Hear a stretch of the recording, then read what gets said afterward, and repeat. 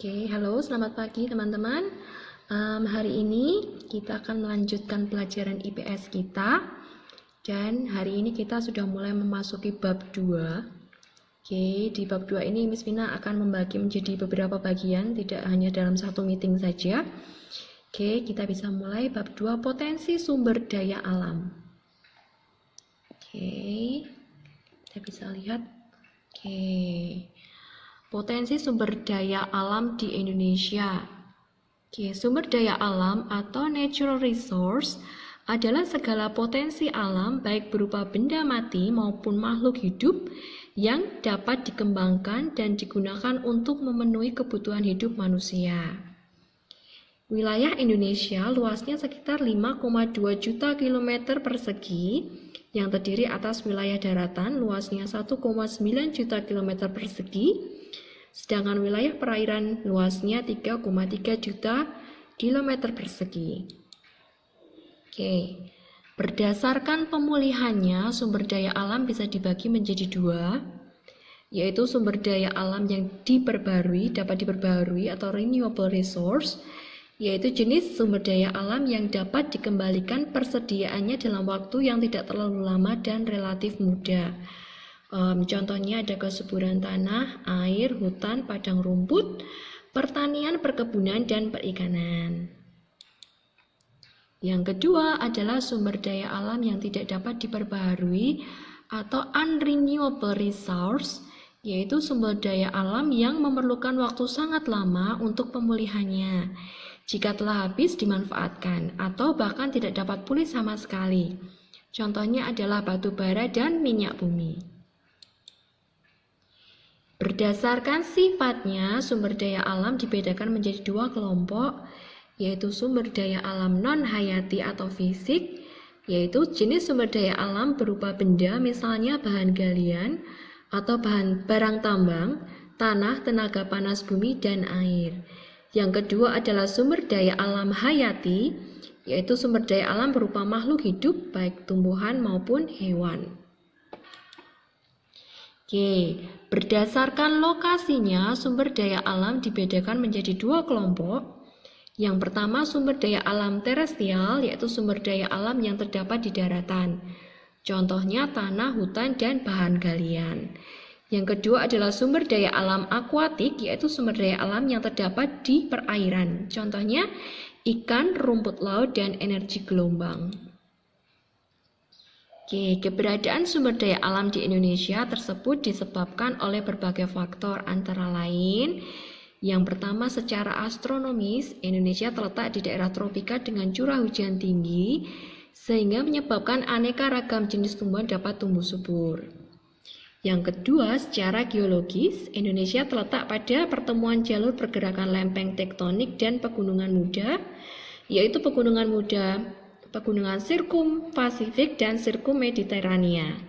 Hal ini menyebabkan di Indonesia banyak rangkaian gunung api aktif sehingga memungkinkan terbentuknya berbagai macam sumber daya mineral yang potensial untuk dimanfaatkan.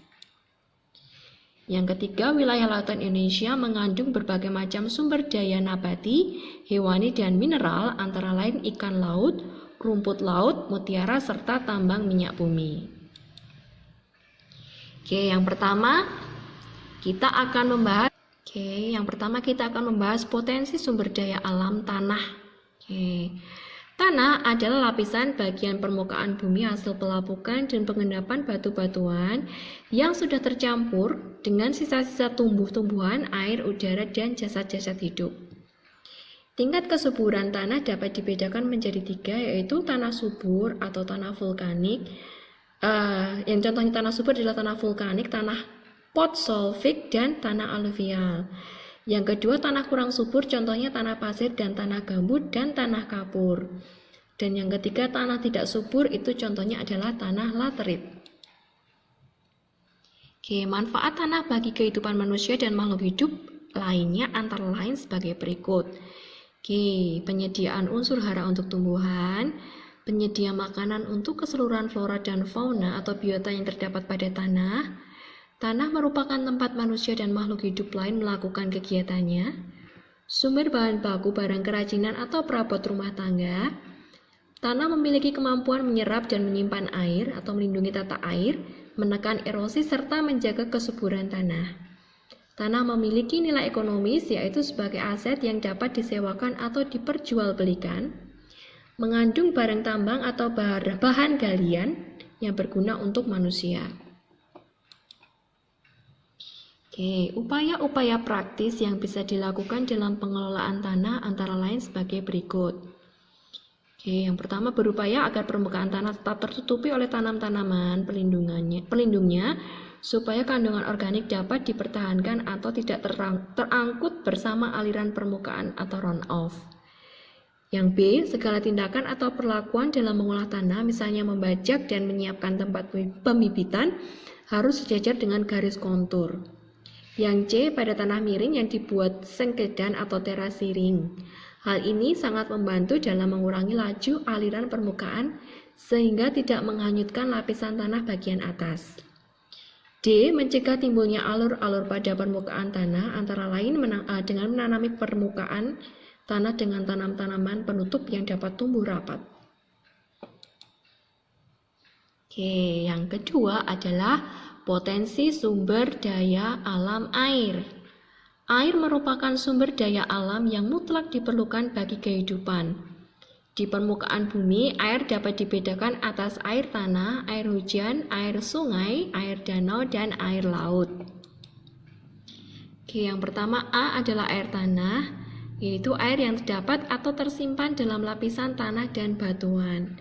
Berdasarkan asal-usulnya, air tanah dibedakan menjadi 3, yaitu yang pertama air meteorit atau air vados, yaitu air tanah yang berasal dari air hujan yang meresap ke dalam tanah. Yang kedua, air juvenil, yaitu air tanah yang berasal dari air magmatik atau air yang berasal dari magma atau air vulkanis. Yang ketiga, air fosil atau air konate, yaitu air tanah yang terjebak pada pori-pori batuan pada saat batuan ini terbentuk. Dapat berasal dari air tawar atau air laut dan bermineral tinggi. Berdasarkan letaknya, air tanah dibedakan menjadi 2 macam. Yang pertama, air tanah dangkal atau phreatis, yaitu air tanah yang terdapat di atas lapisan tanah yang kedap air dan dekat dengan permukaan bumi. Contohnya air sumur. Yang kedua, air tanah yang dalam. Air tanah dalam yaitu air tanah yang terdapat pada lapisan di antara 2 lapisan tanah yang kedap air. Contohnya sumber air artesis yang airnya berasal dari air dalam tanah. Oke, yang B adalah air hujan. Hujan merupakan bagian fenomena alam yang biasa terjadi dalam kehidupan. Hujan adalah peristiwa jatuhnya titik-titik air dari atmosfer ke permukaan bumi. Berdasarkan proses terjadinya, hujan dibedakan menjadi 3 tipe, yaitu hujan orographis, yaitu hujan yang terjadi apabila angin yang membawa uap air harus naik ke atas pegunungan, sehingga awannya menjadi berat dan turunlah hujan. Yang kedua, hujan zenital atau hujan konveksi, yaitu hujan yang terjadi karena kuatnya pemanasan matahari di khatulistiwa dan menyebabkan terjadinya penguapan yang naik secara vertikal atau konveksi. Yang ketiga, hujan frontal, yaitu hujan yang terjadi apabila ada pertemuan massa udara panas yang mengandung air dengan massa udara dingin di sepanjang daerah miring atau daerah front. Yang C adalah sungai. Sungai adalah aliran yang bergerak melalui saluran yang memanjang mulai dari pegunungan atau perbukitan sebagai sumber mata air melewati daratan rendah hingga bermuara ke danau, rawa, atau laut. Berdasarkan sumber airnya, sungai dibedakan menjadi 3 jenis, yaitu sungai hujan, itu sungai yang memperoleh air dari hujan dan mata air. Yang kedua, sungai salju atau glacier, yaitu sungai yang memperoleh air dari salju atau glacier yang mencair. Yang ketiga, sungai campuran, yaitu sungai yang memperoleh air dari hujan, mata air, dan glacier yang mencair. Berdasarkan debit airnya, sungai dibedakan menjadi 3 jenis, yaitu sungai permanen, yaitu sungai yang debit airnya relatif tetap sepanjang tahun. Yang kedua, sungai periodik, yaitu sungai yang debit airnya besar pada musim penghujan dan kecil pada musim kemarau. Yang ketiga, sungai episodik, yaitu sungai yang pada musim penghujan debit alirannya besar, sedangkan pada musim kemarau kecil bahkan kering. Oke, yang D adalah danau. Danau adalah cekungan luas di daratan yang menjadi tempat penampungan air di sekitarnya. Berdasarkan proses terjadinya, danau dapat dibedakan menjadi 6 macam. Oke, yaitu danau vulkanik yang terjadi karena letusan gunung api, 2 danau tektonik yang terjadi akibat peristiwa tektonik, yang ketiga danau vulkanotektonik yaitu yang terbentuk oleh proses vulkanik dan tektonik, yang ketiga danau karst atau danau dolina yang terjadi karena larutnya batuan kapur sehingga membentuk cekungan. Oke, yang kelima danau glasial yaitu danau yang terjadi karena erosi oleh gletser atau oleh bendungan gletser. Yang keenam, danau buatan atau waduk, yaitu danau yang dibuat secara sengaja oleh manusia. Oke, sumber daya air dapat dimanfaatkan untuk berbagai kepentingan sebagai berikut. Yang pertama, mengairi persawahan yang menggunakan sistem irigasi. Kemudian, kegiatan perikanan yang menggunakan air tawar atau air payau. Yang ketiga, pembangkit tenaga listrik yang dapat dilakukan dengan membuat bendungan pada sungai yang volume airnya besar. Yang keempat, air tanah digunakan penduduk untuk memenuhi kebutuhan air bersih. Dan yang kelima, wilayah laut Indonesia yang luas sangat potensial untuk dikembangkan sebagai tempat pariwisata dan olahraga. Oke, cara yang dapat dilakukan untuk mengelola sumber daya air antara lain sebagai berikut.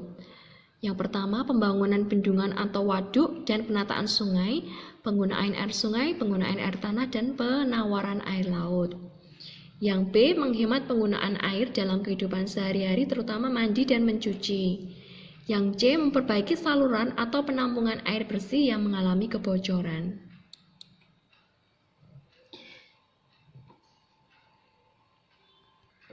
Oke friends, itu tadi penjelasan Miss Vina untuk potensi sumber daya alam bagian yang pertama. Untuk tugasnya nanti akan Miss Vina kirimkan bersamaan dengan link Google Form. Jadi tugasnya ada di situ, bisa dikerjakan di notebook kalian. Oke, ditulis jawabannya saja, kemudian difoto dan diupload di link Google Form yang sudah Miss Vina berikan. Oke friends, jika ada pertanyaan silakan bisa menghubungi WA Miss Vina. Oke, thank you friends. See you next time.